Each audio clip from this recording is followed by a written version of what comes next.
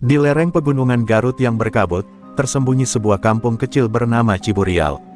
Kampung itu tenang, seolah waktu berjalan lambat, namun di balik kesunyiannya tersimpan rahasia besar. Di antara gadis-gadis kampung, ada satu nama yang selalu diperbincangkan, Ratna Adira. Wajahnya ayu, tutur katanya lembut, dan matanya bercahaya seakan menyimpan kedalaman tak terukur. Orang-orang menyebutnya gadis biasa, tetapi mereka tidak pernah benar-benar tahu siapa Ratna sebenarnya. Sejak kecil, Ratna hidup dalam asuhan Nenek Rukmini, seorang tetua kampung yang dikenal bijak sekaligus misterius. Nenek itu sering berbisik kepadanya tentang sebuah warisan leluhur, ilmu soang putih, sebuah ilmu kebatinan yang hanya diberikan pada mereka yang berhati bersih dan teguh. Ratna, meski masih belia, selalu taat pada petua neneknya, menjalani laku prihatin, berpantang dari hal-hal yang bisa menodai jiwanya. Malam-malam di Ciburial sering dipenuhi suara angin yang menyerupai desir sayap. Warga kampung percaya itu adalah pertanda bahwa leluhur masih menjaga Ratna. Namun bagi Ratna sendiri, suara itu adalah panggilan, suara yang mengingatkannya bahwa dirinya tidak boleh lari dari takdir. Ia sadar, suatu hari ilmu yang ia miliki akan diuji, bukan untuk dirinya sendiri, tapi untuk melindungi orang lain. Dalam keseharian, Ratna tampak sederhana. Ia menimba air dari sumur, menumbuk padi, bahkan membantu tetangga yang sakit. Tak seorang pun yang menyangka bahwa di balik kelembutannya, ia menyimpan kekuatan yang sanggup meluluhkan besi. Kadang, saat berjalan di pematang sawah, tubuhnya memantulkan kilau putih samar, seperti cahaya bulan yang jatuh ke bumi. Anak-anak kampung menyebutnya Ratna bercahaya. Namun, di balik wajah manis dan ketenangan hidupnya, Ratna sering merasakan kegelisahan. Ia tahu Garut bukan lagi tempat yang damai seperti dulu. Di kejauhan, kabar angin sering membawa cerita kelam, terminal kota dikuasai preman bengis, rakyat kecil ditindas, pedagang miskin diperas. Ratna hanya mendengar, namun hatinya selalu bergetar, seolah batinnya berkata, saatmu akan tiba. Suatu malam, Nenek Rukmini memanggil Ratna ke sebuah bilik kecil di belakang rumah. Lampu teplok menyala redup, asap dupa memenuhi ruangan dengan aroma cendana. Dengan suara parau, neneknya berpesan, Ratna, darah leluhur mengalir dalam dirimu. Soang putih bukan sekadar ilmu, ia adalah cahaya yang akan melawan kegelapan. Jangan takut, meski lawanmu kelak tak hanya manusia, tapi juga kekuatan gaib. Kata-kata itu menusuk hati Ratna, membuat dadanya bergetar. Ratna hanya bisa menunduk. Ia tahu dirinya berbeda, namun ia belum pernah benar-benar menggunakan ilmunya untuk melawan siapapun. Ada ketakutan, tapi juga ada keberanian yang tumbuh pelan-pelan. Malam itu, ia berjanji dalam hati, jika saatnya tiba, ia tidak akan mundur, apapun yang terjadi. Dan di luar sana, di tengah hiruk-pikuk kota Garut yang kian gelap oleh cengkeraman preman, bayangan takdir perlahan mendekat. Ratna Adira, gadis misterius dari Ciburial, sebentar lagi akan melangkah ke medan yang tak pernah ia bayangkan. Terminal Garut yang seharusnya menjadi tempat singgah para perantau dan pedagang justru berubah menjadi sarang kegelapan. Malam hari, ketika lampu-lampu temaram menerangi deretan angkot, suara makian dan teriakan sering terdengar. Para pedagang kecil menggigil ketakutan, bukan karena dingin, melainkan karena kedatangan Raja Preman, sosok yang namanya menghantui setiap sudut kota, Brahma Kelana. Brahma bukan sembarang preman, tubuhnya kekar, penuh tato bergambar harimau, wajahnya garang dengan bekas luka yang menggores pipi kanan. Matanya tajam seperti binatang buas yang lapar. Ia memimpin puluhan anak buah yang selalu siap memalak, memukul, bahkan melukai siapa saja yang menolak. Di tangannya, terminal bagaikan kerajaan kotor yang berdiri di atas penderitaan orang miskin. Malam itu, seorang pedagang sayur tua dipaksa menyerahkan uang hasil dagangnya. Tangan gemetar si bapak memegang dompet lusuhnya. Tolong, jangan semua uangnya, nak. Ini buat beli beras, ucapnya lirih. Tapi Brahma hanya tertawa dingin, lalu merampas dompet itu dan melemparkan si bapak hingga tersungkur. Orang-orang sekitar hanya bisa menunduk, tak ada yang berani melawan. Kabar tentang kekejaman Brahma menyebar ke seluruh Garut, bahkan sampai ke telinga Ratna Adira di kampung Ciburial. Saat mendengar cerita seorang pemuda kampung yang baru pulang dari terminal dengan tubuh penuh lebam karena dipalak, hati Ratna bergetar hebat. Cahaya di matanya berubah, bukan lagi sekadar kilau lembut, melainkan bara keberanian yang mulai menyala. Apakah aku harus diam melihat ini semua? Gumamnya dalam hati. Malam itu ia berdiri di tepi sawah, menatap cahaya bulan. Seolah-olah bulan menjadi saksi kegelisahannya. Suara desir angin kembali terdengar, menyerupai kepakan sayap soang, dan Ratna tahu itu pertanda. Takdir mulai memanggilnya turun dari kampung ke pusat kota. Di terminal, Brahma semakin jumawa. Ia duduk di bangku panjang sambil merokok, dikelilingi anak buah yang tertawa-tawa setelah berhasil merampas dagangan seorang pedagang asongan. Dengan suara lantang ia berkata, "Garut ini milikku. Siapapun yang berani melawan akan aku habisi." Kata-kata itu bergema di telinga para saksi, menambah luka di hati mereka yang tertindas. Sementara itu, Nenek Rukmini di Ciburial duduk termenung. Dengan mata batin, ia merasakan gelombang energi gelap yang menyelimuti kota. Ia tahu, murid kesayangannya, Ratna, akan segera menghadapi badai besar. Dalam doa lirih, ia memohon agar cahaya soang putih mampu menembus kegelapan yang kini dipimpin oleh Brahma Kelana. Dan malam itu, langkah pertama menuju pertemuan takdir pun dimulai. Ratna, dengan hati yang bergetar tapi tekad yang bulat, bersiap meninggalkan kampung. Sementara di terminal, Brahma tertawa pongah, sama sekali tidak menyadari bahwa seorang gadis bercahaya akan segera datang untuk mengguncang tahtanya. Hari itu, langit Garut mendung. Ratna Adira berjalan memasuki kawasan terminal dengan langkah mantap. Kain kebayanya sederhana, rambutnya dikepang rapi, wajahnya bersih bercahaya. Orang-orang yang melihatnya seakan tidak percaya, seorang gadis desa berani datang ke tempat yang selama ini ditakuti semua orang. Para pedagang kecil yang mengenal kabar tentang dirinya hanya bisa berbisik, "Itu, Ratna dari Ciburial, gadis yang katanya punya kesaktian." Di sebuah sudut terminal, beberapa preman tengah memalak seorang pemuda. Pemuda itu menolak menyerahkan uang, namun dengan cepat wajahnya dihantam hingga berdarah. Ratna tak tahan melihat kejadian itu. Ia melangkah maju, suaranya tenang namun tajam, "Lepaskan dia. Kau tidak punya hak menyakitinya." Para preman menoleh, terkejut melihat seorang gadis menantang mereka. Tawa kasar pun pecah. "Hahaha, siapa kau? Berani sok jadi pahlawan di sini?" Salah satu dari mereka mendekat, mencoba meraih tangan Ratna. Namun begitu tangannya menyentuh lengan Ratna, tubuhnya justru terpental keras ke tanah, seolah ada kekuatan tak terlihat yang meledak dari tubuh gadis itu. Keributan pun pecah. 5 orang preman langsung menyerbu Ratna bersamaan. Namun Ratna berdiri tenang, matanya memancarkan cahaya putih. Dengan gerakan ringan, ia menepis serangan mereka. Satu demi satu tubuh preman terhempas, terjungkal ke arah becak dan gerobak pedagang. Orang-orang sekitar terperangah, takjub melihat seorang gadis melumpuhkan para preman hanya dengan sentuhan.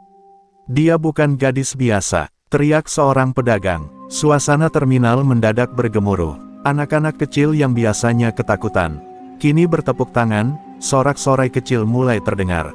Namun bagi para preman, rasa malu bercampur marah. Mereka tak pernah dipermalukan seperti ini sebelumnya, apalagi oleh seorang perempuan. Salah seorang preman yang masih berdiri meraih pisau lipat dan menyerang. Ratna menghela napas panjang, tubuhnya berkilau, seolah sinar bulan turun menyelimutinya. Dengan cepat ia memutar tubuh, dan dalam sekejap, pisau itu terpental dari tangan si preman. Ratna hanya menatapnya tajam, tanpa harus banyak bicara. Ketakutan membuat si preman mundur terhuyung. Namun di kejauhan, seseorang memperhatikan kejadian itu. Dari dalam mobil hitam, Brahma Kelana duduk dengan wajah gelap, rokok terselip di bibirnya. Matanya menyipit, menyaksikan anak buahnya dibuat tak berdaya oleh seorang gadis.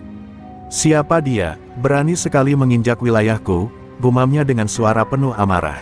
Terminal Garut bergetar oleh sebuah kejadian yang tak pernah disangka. Untuk pertama kalinya, para preman dipermalukan di depan mata rakyat kecil. Dan di saat itulah, takdir Ratna Adira dan Brahma Kelana mulai berjalin, pertarungan yang akan mengubah wajah kota Garut selamanya. Malam turun perlahan di terminal Garut. Sisa keributan siang tadi masih menjadi bahan bisik-bisik para pedagang. Nama Ratna Adira mulai menyebar cepat seperti api yang menyambar ilalang kering. "Ada gadis sakti dari Ciburial, preman-preman itu tak berkutik dibuatnya," kata seorang pedagang asongan dengan mata berbinar. Namun, kabar itu juga sampai ke telinga yang salah, telinga Brahma Kelana, sang raja preman. Brahma duduk di sebuah warung remang-remang, wajahnya muram, tangannya mengepal di atas meja. Anak buahnya yang babak belur berlutut ketakutan di depannya. "Kau bilang, hanya seorang gadis yang melakukannya." Suaranya berat dan menggelegar. Preman-preman itu hanya bisa menunduk, tak berani menatap. Satu persatu tubuh mereka bergetar menahan ngeri. Dengan gerakan cepat, Brahma menghantam meja hingga pecah berantakan. Gelas-gelas jatuh, membuat warung mendadak sunyi. "Perempuan, berani-beraninya menantangku di tempatku sendiri," raung Brahma. Di matanya, bukan hanya amarah, tapi juga gengsi yang tercabik. Selama ini dialah penguasa mutlak terminal Garut, tak seorang pun pernah menantangnya, apalagi seorang gadis. Salah satu anak buahnya memberanikan diri berkata, "Bos, dia berbeda. Tubuhnya bercahaya, jurusnya aneh. Seperti, bukan manusia biasa." Kata-kata itu membuat Brahma terdiam sejenak. Senyumnya perlahan menyeringai. "Kalau begitu, semakin menarik. Aku akan pastikan dia berlutut di hadapanku." Keesokan harinya, suasana terminal penuh ketegangan. Brahma memerintahkan semua anak buahnya berjaga. Warga yang datang bisa merasakan hawa mencekam. Beberapa orang memilih tidak berjualan hari itu karena takut terjadi keributan lagi. Tapi di antara ketakutan itu, ada harapan baru, harapan bahwa Ratna akan kembali, membawa keberanian untuk melawan. Sementara itu, di kampung Ciburial, Ratna duduk bersila di serambi rumah. Hatinya masih bergetar memikirkan bentrokan kemarin. Ia tahu tindakannya sudah menyinggung sarang penyamun, dan cepat atau lambat, sang raja preman pasti akan turun tangan. Namun alih-alih gentar, ia justru merasa ada kekuatan yang semakin tumbuh dalam dirinya. "Jika ini jalanku, aku tidak boleh mundur," bisiknya dalam hati. Nenek Rukmini datang menghampiri, menatap Ratna dengan sorot mata penuh arti. "Anakku, badai besar sedang bergerak ke arahmu. Brahma Kelana bukan lawan biasa. Ingatlah, cahaya soang putih tak pernah padam bila hatimu tetap jernih. Jangan biarkan amarah menutup cahaya itu."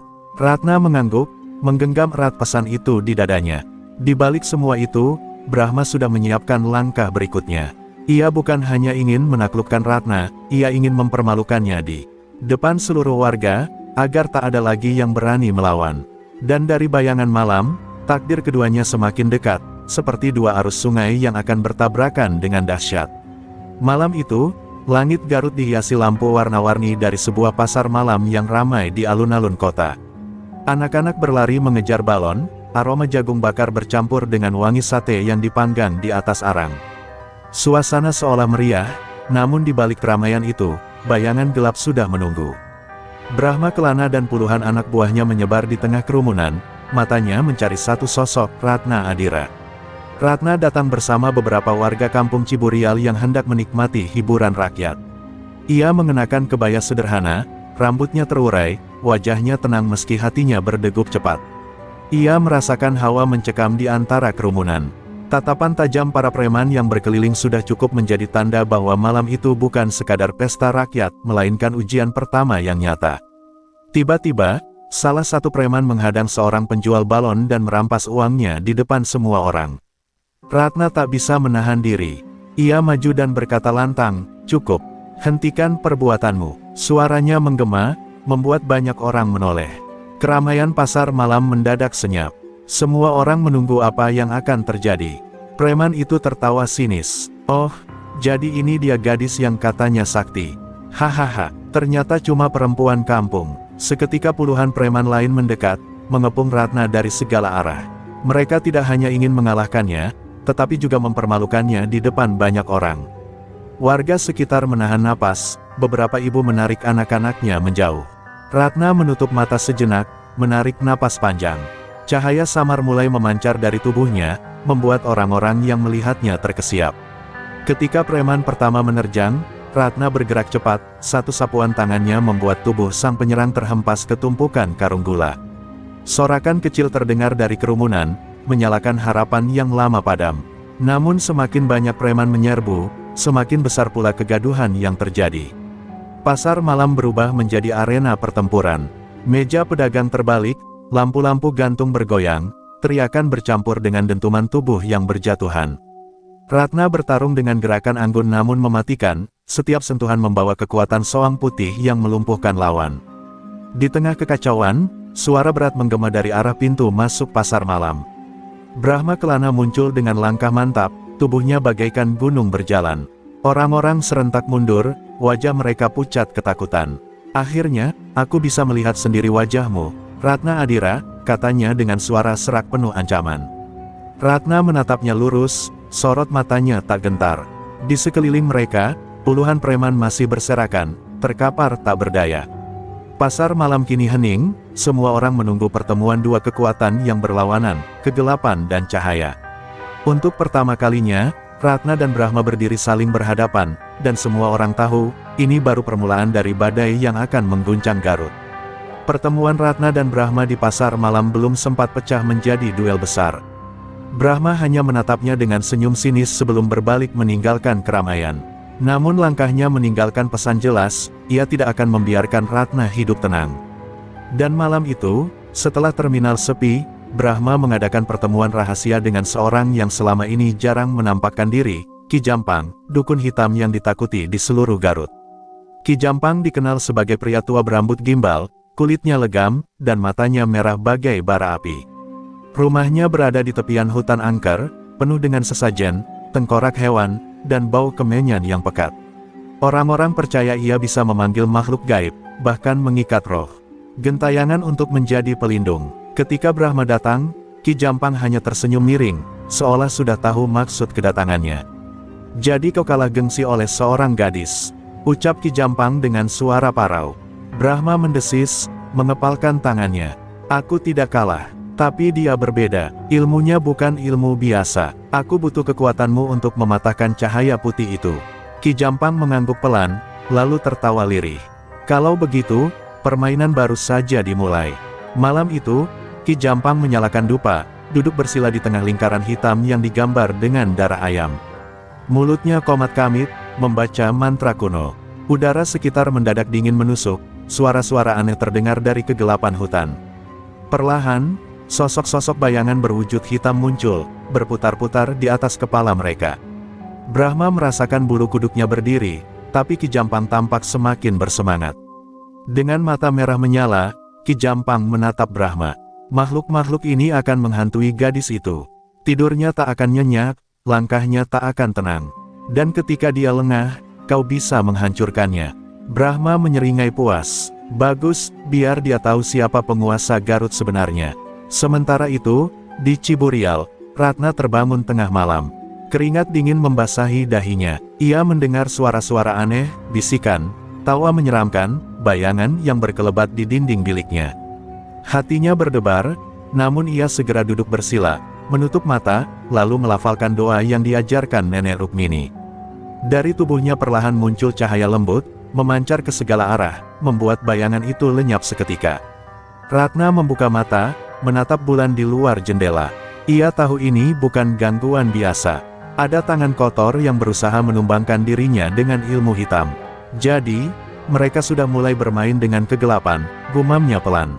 Tapi di balik kegelisahan itu, ia merasakan kekuatan soang putih dalam dirinya semakin terang, seakan siap menghadapi apapun. Dan jauh di dalam hutan, Ki Jampang tersenyum sinis. Ia tahu, pertarungan cahaya dan kegelapan baru saja dimulai, dan ia tidak sabar melihat bagaimana gadis bercahaya itu menghadapi serangan yang jauh lebih mengerikan daripada sekadar otot preman jalanan. Malam-malam di Ciburial yang biasanya hening kini berubah mencekam. Angin berhembus membawa aroma anyir, suara lolongan anjing bersahut-sahutan dari kejauhan. Ratna beberapa kali terbangun dari tidurnya karena mendengar bisikan asing yang memanggil namanya. Terkadang, ia melihat bayangan tinggi berwujud hitam berdiri di pojok bilik, menatapnya dengan mata merah menyala. Nenek Rukmini merasakan keganjilan itu. Suatu malam ia masuk ke kamar Ratna, membawa kendi berisi air doa. Dengan mata batin, ia melihat puluhan makhluk gaib berusaha menerobos rumah mereka. "Ini ulah Ki Jampang," bisiknya, wajahnya penuh kecemasan. Ratna menggenggam tangan neneknya, cahaya putih tipis mulai keluar dari tubuhnya, mengusir bayangan itu untuk sementara. Namun serangan gaib tidak berhenti. Suatu malam, ketika Ratna berjalan di tepi sawah, tanah di hadapannya bergetar. Dari dalam lumpur muncul tangan-tangan hitam yang berusaha menarik kakinya masuk ke dalam. Ratna hampir terperosok, tapi ia segera memusatkan tenaga, mengeluarkan jurus benteng soang putih. Cahaya putih memancar dari telapak kakinya, menghancurkan makhluk-makhluk itu hingga lenyap menjadi asap hitam. Ki Jampang, dari dalam gubuknya yang penuh asap kemenyan, tertawa puas. Ilmu leluhurmu memang terang, Ratna. Tapi cahaya akan selalu lelah melawan gelap.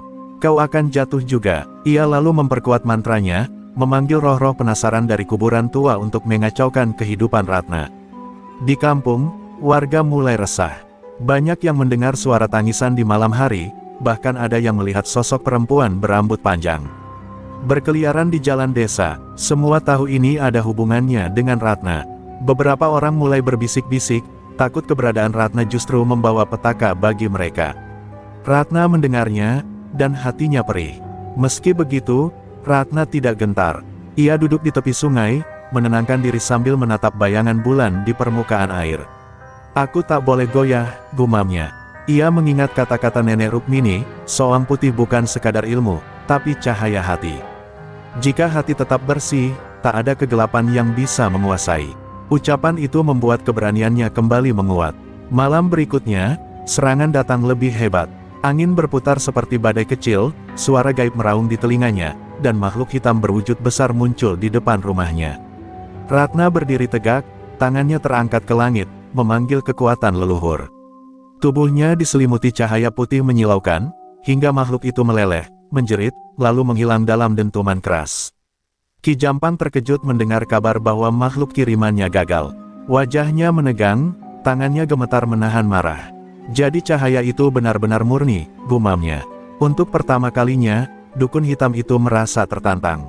Dan ia bersumpah, kali berikutnya ia akan turun langsung, menantang Ratna dengan kekuatan penuh yang dimilikinya. Setelah serangan gaib terakhir yang mengguncang Ciburial, Ratna duduk lunglai di serambi rumah. Wajahnya pucat, napasnya terengah, meski tubuhnya masih bercahaya samar. Ia sadar, kekuatan yang dimilikinya bukanlah sesuatu yang bisa dipakai tanpa batas. Ada saat-saat ketika tubuhnya lelah, dan pikirannya terguncang. Namun justru di titik itulah, ia merasa suara hatinya semakin jelas memanggil, Ratna, kembalilah pada sumber cahaya. Nenek Rukmini mendekatinya, membawa kendi berisi air suci. Dengan lembut, nenek itu berkata, cucuku, jangan biarkan amarah atau rasa takut menodai hatimu. Ilmu Soang Putih akan hilang jika kau biarkan jiwamu kotor. Hanya dengan ketenangan, cahaya itu akan tumbuh tanpa batas. Kata-kata itu membuat Ratna menutup mata, menahan air mata yang hampir jatuh. Malam itu, Ratna menjalani tapa brata di tepi sungai Ciburial. Ia duduk bersila di atas batu, hanya diterangi cahaya bulan. Angin malam berembus dingin, suara jangkrik bersahutan, namun Ratna tetap hening. Bibirnya melantunkan doa-doa suci yang diajarkan leluhur. Setiap kata yang keluar terasa bagai untaian cahaya, menembus kegelapan yang terus mencoba menyelimuti hatinya. Tiba-tiba, dari balik pepohonan, bayangan hitam kembali muncul. Sosok itu berwujud tinggi besar dengan mata merah menyala, hasil kiriman Ki Jampang. Makhluk itu meraung, membuat air sungai beriak hebat. Namun kali ini, Ratna tidak gentar. Ia membuka mata, tubuhnya sudah dipenuhi cahaya putih kemasan. Dengan tenang ia mengangkat tangannya, lalu berucap lirih, kembalilah ke kegelapanmu. Cahaya yang keluar dari Ratna begitu lembut namun mematikan. Makhluk itu menjerit, tubuhnya bergetar lalu pecah menjadi ribuan serpihan asap hitam yang lenyap terbawa angin. Sungai kembali tenang, dan bulan seakan tersenyum, memantulkan sinarnya pada wajah Ratna. Keindahan malam itu membuat para leluhur seolah hadir, menyaksikan kesucian yang kembali bersemi di dalam dirinya. Di kejauhan, Nenek Rukmini memandang dengan mata berkaca-kaca. Ia tahu, cucunya telah mencapai tahap baru dalam penguasaan Soang Putih. Ratna kini bukan hanya pewaris, melainkan pelanjut sejati cahaya leluhur. Ilmumu sudah sempurna, nak. Kini tidak ada lagi makhluk gelap yang mampu menembus hatimu, bisiknya haru.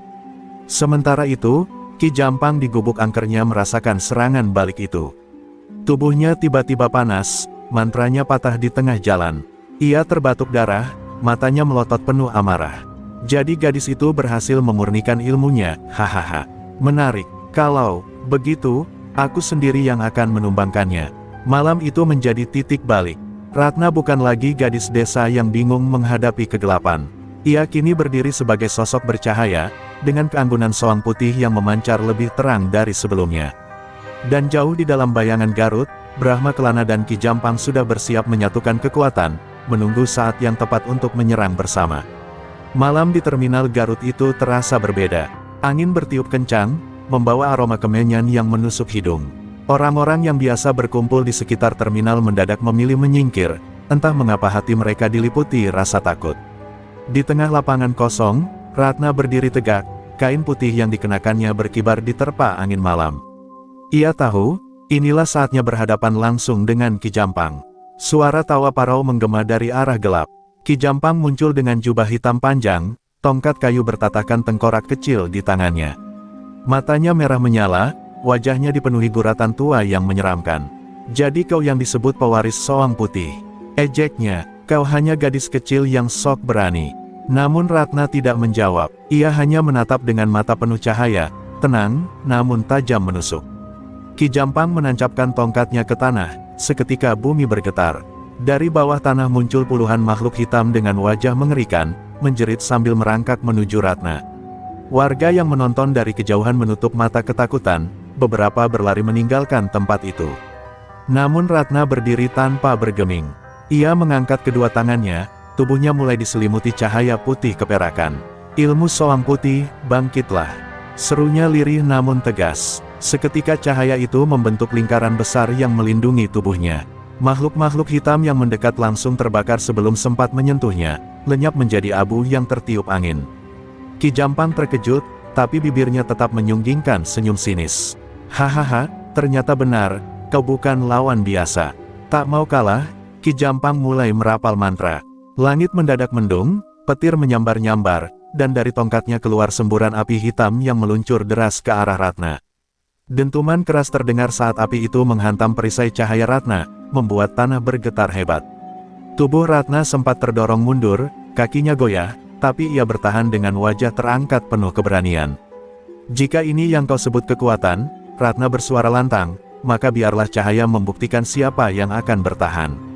Ia merapatkan kedua telapak tangannya, cahaya di sekeliling tubuhnya semakin terang, membentuk sosok burung angsa putih raksasa yang mengepakkan sayapnya. Kepakan itu menghempaskan api hitam Ki Jampang, membuat dukun tua itu terhuyung ke belakang, hampir terjatuh. Sorak-sorai kecil terdengar dari warga yang masih bertahan di kejauhan. Mereka melihat Ratna seperti Dewi Cahaya yang turun dari langit. Namun Ki Jampang tidak menyerah. Ia menancapkan kuku-kukunya ke tanah, memanggil roh leluhur kelam untuk masuk ke dalam tubuhnya. Seketika tubuhnya berubah, otot-ototnya membesar, wajahnya menjadi semakin menyeramkan. Pertarungan itu baru saja dimulai.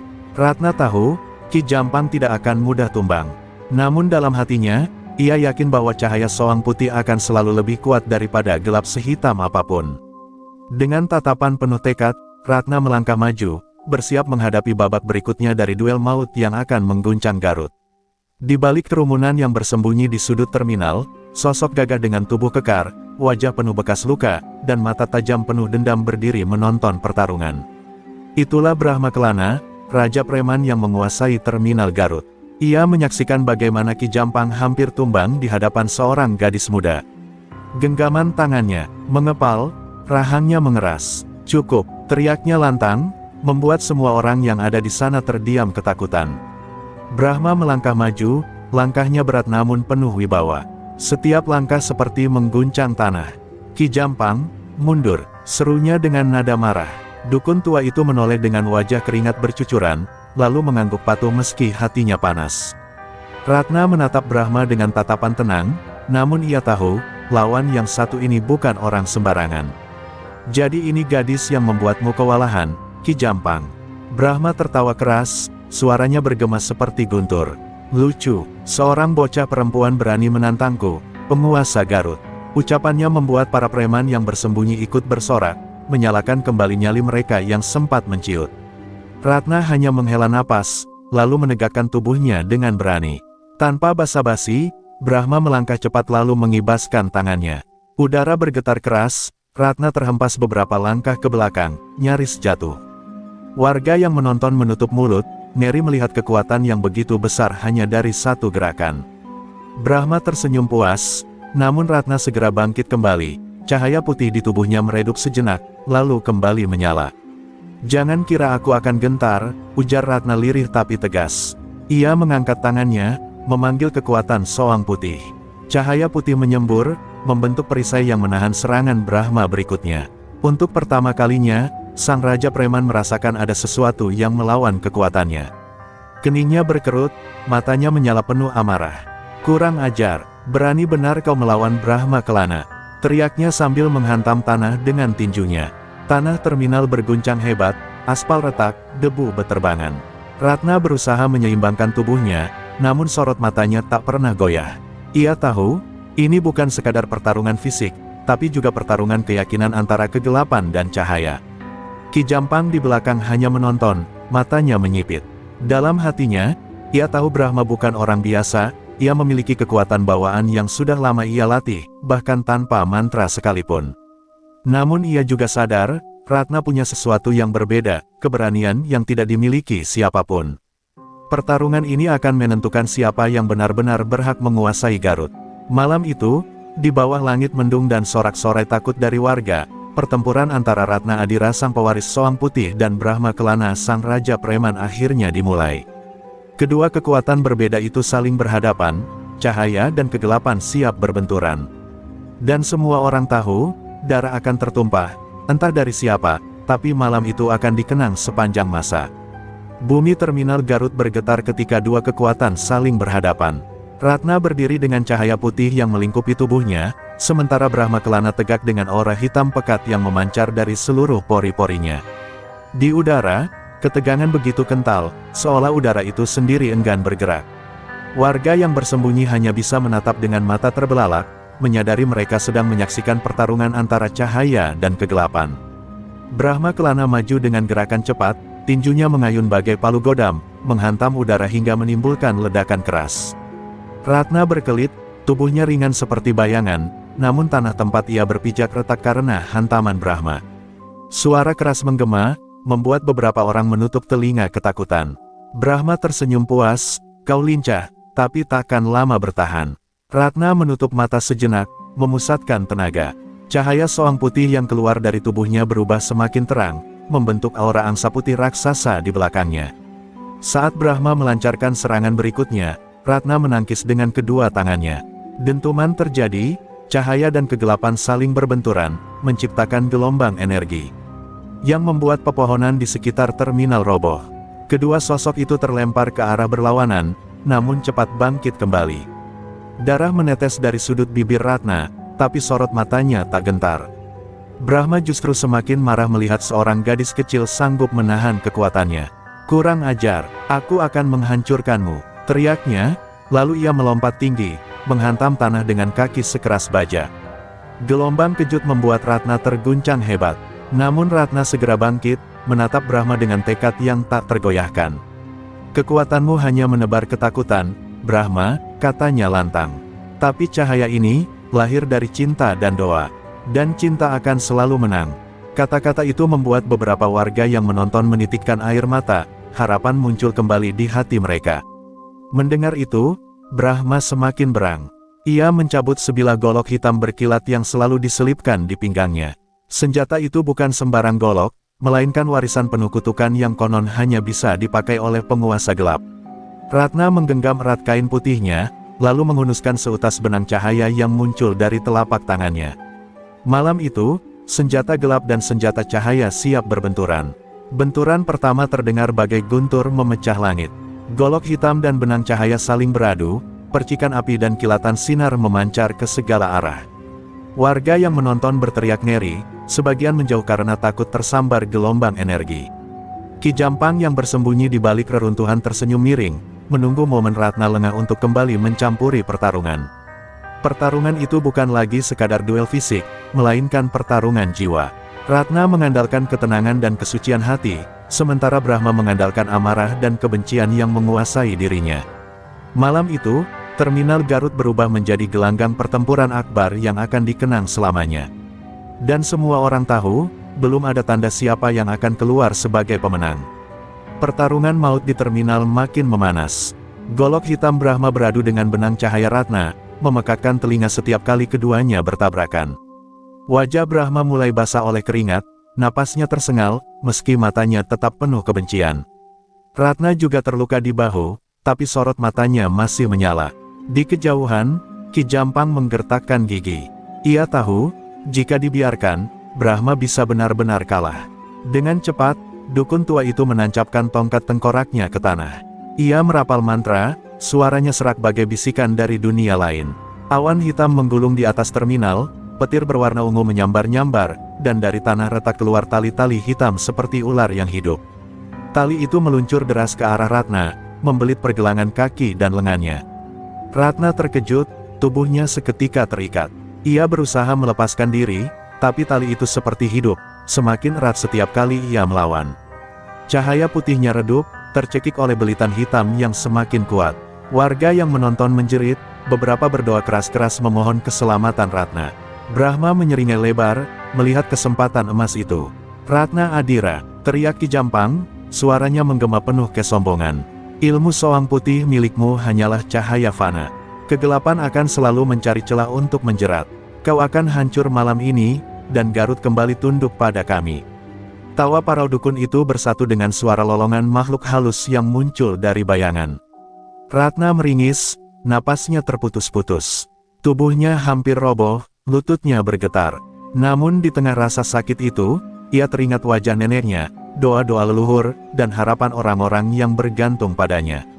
Air matanya jatuh, bukan karena takut, tapi karena tekad yang semakin bulat. "Aku tak boleh menyerah. Cahaya ini bukan milikku, melainkan milik semua yang percaya pada kebaikan." Cahaya samar di tubuhnya kembali berdenyut.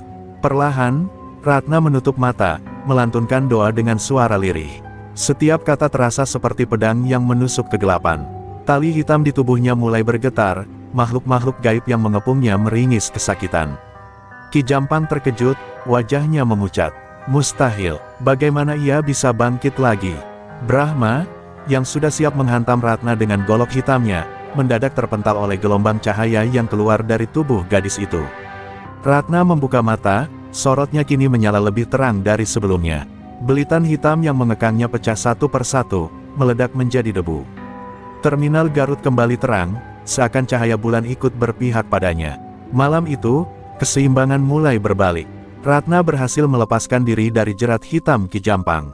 Dukun tua itu menggertakkan giginya, sementara Brahma meraung marah. Pertempuran belum selesai, tapi kini, untuk pertama kalinya, cahaya soang putih benar-benar menantang gabungan kekuatan dua penguasa kegelapan Garut. Ratna masih berdiri dengan napas terengah, tubuhnya penuh luka, namun cahaya soang putih tetap bersinar dari dalam dirinya. Warga yang bersembunyi mulai berani menatap lagi, seolah kehadiran Ratna adalah satu-satunya harapan. Tapi saat itu, Ki Jampang melangkah maju, berdiri sejajar dengan Brahma Kelana. Dua sosok kegelapan kini menyatu, membuat udara di sekitar terminal semakin pekat dan berat. "Aku muak melihatnya berdiri tegak," geram Brahma dengan suara serak. Ki Jampang menepuk bahunya, lalu tersenyum dingin. "Kalau begitu, kita satukan kekuatan. Cahaya sekecil itu takkan mampu menahan gelombang kegelapan yang kita bangun." Mereka lalu merapal mantra bersama, suara mereka menggema bersahut-sahutan, seperti dua guntur yang beradu di langit. Langit mendadak gelap total, bulan dan bintang tertutup awan hitam pekat. Terminal berubah seperti neraka, api hitam menjalar di tanah, bayangan makhluk gaib keluar dari setiap sudut. Warga yang menonton menjerit, sebagian jatuh pingsan karena tak sanggup menahan tekanan gaib. Ratna merasakan dadanya sesak, cahaya putihnya bergetar, seakan ingin padam. Brahma maju dengan golok hitamnya yang kini diselimuti aura merah darah, sementara Ki Jampang memanggil ribuan bayangan untuk mengepung Ratna dari segala arah. Mereka berdua menyerang bersamaan, satu dengan kekuatan fisik yang brutal, satu dengan ilmu gaib yang mematikan. Inilah gabungan teror yang belum pernah disaksikan Garut sebelumnya. Ratna menahan serangan pertama dengan perisai cahayanya, tapi getaran yang muncul membuatnya terdorong jauh ke belakang hingga membentur dinding terminal. Darah segar mengalir dari bibirnya. Namun meski tubuhnya kesakitan, ia tetap bangkit. "Kalau kalian ingin menghancurkan cahaya ini, maka bersiaplah. Aku akan melawan dengan seluruh jiwa raga," teriaknya lantang. Ki Jampang tertawa keras, suaranya bagai ribuan kelelawar beterbangan. "Bocah sombong, kau tidak tahu kekuatan apa yang sedang kau hadapi." Brahma ikut meraung, menghantam tanah dengan kakinya hingga tanah terbelah. Kedua kekuatan itu lalu melebur, menciptakan gelombang hitam raksasa yang meluncur deras ke arah Ratna, seakan ingin menelan seluruh cahaya sekaligus. Untuk sesaat, semua orang merasa Ratna akan benar-benar binasa. Warga menangis, beberapa menyebut nama Tuhan dengan panik. Bahkan Nenek Rukmini yang menonton dari kejauhan menutup mata, tak sanggup melihat cucunya dilahap kegelapan. Terminal Garut menjadi saksi momen paling mencekam itu, saat cahaya nyaris padam di tengah malam. Namun tepat ketika gelombang hitam itu hampir menghantam tubuhnya, Ratna mengangkat kedua tangannya tinggi-tinggi, cahaya putihnya meledak lebih terang dari sebelumnya. Dari dalam tubuhnya terdengar suara angsa putih melengking, menembus langit yang hitam. Semua orang tertegun, pertarungan belum berakhir, dan cahaya masih menolak untuk padam. Gelombang kegelapan dari Brahma dan Ki Jampang menelan hampir seluruh terminal Garut. Warga yang menonton menjerit ketakutan, beberapa bersembunyi di balik reruntuhan kios.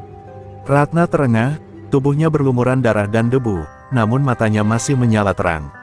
Ia menutup mata, mengatur napas, dan memusatkan semua energi dalam hatinya. Ini waktunya, Soang Putih sejati, bisiknya pelan namun mantap. Cahaya putih di sekeliling tubuhnya perlahan mengembang, menyelimuti seluruh terminal. Ia mengangkat tangan ke langit, dan dari telapak tangannya muncullah pancaran energi berbentuk burung angsa putih yang begitu besar hingga sayapnya menutupi seluruh terminal. Setiap kepakan sayap memancarkan kilatan yang memukul mundur kegelapan, membuat tanah bergetar dan gelombang hitam Ki Jampang retak. Brahma dan Ki Jampang saling menatap, wajah mereka pucat karena terkejut. Mustahil, cahaya ini lebih kuat dari sebelumnya. Teriak Ki Jampang, tangannya gemetar menahan energi yang menekan dari segala arah. Brahma menggeram, golok hitamnya tak lagi mampu menembus cahaya itu, setiap ayunan hanya membuat percikan cahaya memantul darinya. Ratna membuka mata, kini sorotnya memancarkan ketenangan dan kekuatan sekaligus. Ia maju perlahan, tiap langkahnya meninggalkan jejak cahaya putih yang membakar bayangan gelap di sekitarnya. Ini bukan hanya ilmunya nenekku, ini cahaya hati semua yang percaya pada kebaikan, katanya dengan tegas, suaranya bergema kuat, menembus malam yang kelam. Ki Jampang mencoba melancarkan mantra, namun setiap kata yang keluar dari mulutnya tertelan oleh cahaya Soang Putih. Makhluk-makhluk gaib yang semula setia padanya mulai melemah, tubuh mereka hancur perlahan menjadi debu. Brahma berusaha menyerang dengan golok hitamnya, tapi setiap kali menyentuh cahaya, tangannya terasa terbakar dan goloknya hampir lepas dari genggaman. Warga yang menonton mulai bersorak, melihat cahaya yang memancar dari Ratna seperti Dewi Pelindung. Nenek Rukmini meneteskan air mata, hatinya penuh haru. "Anakku, kau telah memurnikan Soang Putih. Cahaya sejati kini ada padamu," bisiknya lirih. Suara itu seolah menambah energi Ratna, membuat cahaya di tubuhnya semakin menyala, bahkan melampaui sinar bulan. Brahma dan Ki Jampang kini terpojok, seluruh kekuatan mereka terkumpul tapi tak ada celah untuk menyerang. Ratna melangkah ke depan, memusatkan cahaya di telapak tangannya, lalu melepaskan satu ledakan energi besar yang memancar ke segala arah. Ledakan itu menghantam kedua musuh, membuat mereka terhempas jauh, tubuh mereka terguncang hebat oleh kekuatan yang tak mereka duga. Malam itu, terminal Garut kembali tenang, hanya cahaya Soang Putih yang bersinar di tengah reruntuhan. Ratna berdiri di tengah, napasnya teratur, tubuhnya meski lelah namun penuh wibawa. Ia telah menunjukkan bahwa cahaya sejati tidak bisa dikalahkan oleh kegelapan, betapapun kuatnya. Brahma dan Ki Jampang terluka parah, namun malam itu menandai bahwa Ratna bukan hanya gadis sakti, tapi pewaris sejati Soang Putih. Debu masih beterbangan di terminal Garut, sisa-sisa pertempuran yang menegangkan. Brahma Kelana dan Ki Jampang terhuyung, darah menetes dari luka yang tak terhitung jumlahnya.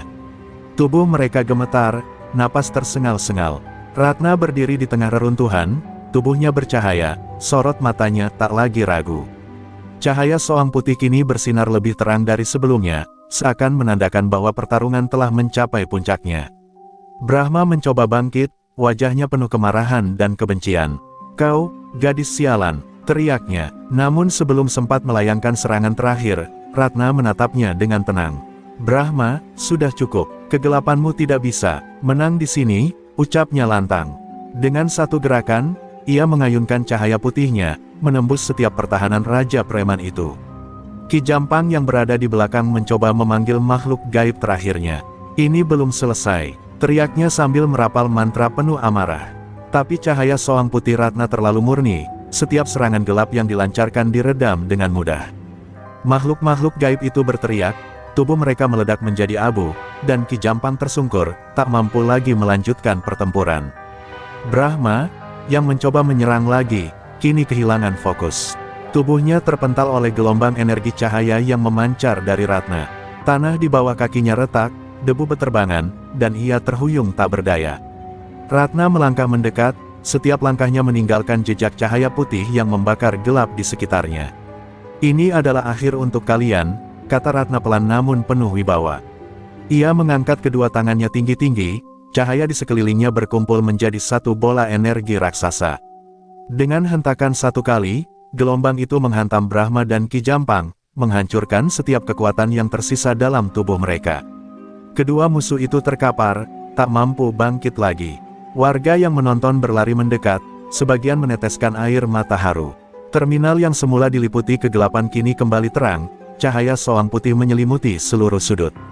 Bahkan langit seakan ikut bersinar, menandakan kemenangan kebaikan atas kegelapan. Ratna berdiri tegak, napasnya teratur, luka-lukanya tak lagi terasa menyakitkan dibanding rasa kemenangan yang membara dalam hatinya. Nenek Rukmini memeluk Ratna dengan erat. "Cucuku, kau telah menaklukkan kegelapan, dan membebaskan Garut dari cengkeraman mereka," bisiknya sambil meneteskan air mata kebahagiaan. Ratna tersenyum, sorot matanya lembut namun tegas. Ia tahu perjuangan ini bukan sekadar tentang kekuatan, tapi tentang keberanian dan ketulusan hati yang tidak pernah padam. Dan malam itu, terminal Garut menjadi saksi bahwa cahaya Soang Putih benar-benar menang. Brahma Kelana dan Ki Jampang tumbang, tak ada lagi yang bisa menantang gadis itu. Ratna Adira berdiri sebagai pahlawan sejati, gadis desa yang menjadi pelindung Garut, pemilik ilmu Soang Putih yang kini tak tertandingi. Pagi menyingsing di terminal Garut setelah malam yang penuh pertempuran. Cahaya matahari menembus reruntuhan kios, menyinari tanah yang sempat dipenuhi kegelapan. Warga yang selamat perlahan keluar, menatap Ratna dengan kagum dan rasa syukur. Gadis itu berdiri di tengah, tubuhnya masih memancarkan kilau lembut Soang Putih. Meski luka-luka masih terlihat, ia tersenyum tenang, simbol kemenangan kebaikan atas kekuatan jahat. Nenek Rukmini mendekat, membawa air suci untuk membersihkan luka Ratna. "Cucuku, kau telah membuktikan bahwa kekuatan sejati bukan hanya soal ilmu, tapi hati yang murni dan keberanian yang tak tergoyahkan," bisiknya penuh haru. Ratna mengangguk, menatap terminal yang kini mulai dipulihkan oleh warga. Ia tahu, tanggung jawabnya tidak berhenti setelah kemenangan semalam. Terminal Garut perlahan kembali hidup. Para preman yang dulunya tunduk pada Brahma kini menghilang atau berubah menjadi warga yang menghormati ketertiban. Nama Ratna menjadi legenda, gadis desa dengan cahaya yang mampu menumbangkan raja preman dan dukun sakti. Ia sering terlihat membantu warga, menjaga keamanan, dan memberi inspirasi tentang keberanian, ketulusan, dan kebijaksanaan. Meski kemenangan sudah diraih, Ratna tahu bahwa Soang Putih adalah warisan yang harus dijaga. Ia sering duduk di tepi sungai Ciburial, menenangkan diri dan berdoa agar cahaya itu tetap bersinar. Kadang ia mengingat semua yang terjadi, dari ancaman pertama Brahma hingga pertarungan terakhir yang menegangkan. Setiap pengalaman membuatnya semakin kuat, bukan hanya secara fisik, tapi juga spiritual. Ki Jampang dan Brahma Kelana kini telah tumbang, namun namanya tetap dikenang. Ratna memutuskan untuk tidak membalas dendam atau menebarkan kegelapan yang sama, ia memilih memberi pelajaran melalui kasih dan ketegasan. Warga terminal sering mendengar cerita tentang bagaimana seorang gadis muda mampu menghadapi dua sosok sakti sekaligus, dan kisah itu menjadi inspirasi bagi generasi berikutnya. Hari demi hari, Ratna tumbuh menjadi sosok dewasa yang bijaksana. Ia melatih anak-anak desa untuk memahami ilmu Soang Putih, bukan untuk bertarung, tapi untuk menjaga hati mereka tetap murni. Cahaya itu kini bukan hanya miliknya, tapi menjadi simbol perlindungan dan harapan bagi seluruh Garut. Setiap kali sinar matahari memantul di sungai, Ratna tersenyum, menyadari warisan leluhur itu tetap hidup. Suatu sore, Ratna duduk di atas batu, menatap terminal yang kini ramai dan damai. Ia mengingat semua pertarungan, semua luka, dan semua ketakutan yang pernah ada. Namun ia tahu satu hal, kegelapan tak akan pernah benar-benar menang selama ada hati yang bersih dan keberanian yang tak luntur. Ia menarik napas panjang, merasakan kedamaian yang pantas diraih setelah perjalanan panjang. Terminal Garut kini menjadi saksi bahwa cahaya selalu menang. Ratna Adira, pemilik sejati Soang Putih, berdiri sebagai pelindung dan panutan. Kisahnya akan terus dikenang, bukan sekadar sebagai legenda pertarungan, tapi sebagai warisan tentang keberanian, ketulusan hati, dan cahaya yang tak pernah padam. Dan di sanalah, di tengah sinar pagi yang hangat, Ratna menemukan kedamaian sejati, sebuah akhir yang indah sekaligus awal dari perjalanan baru.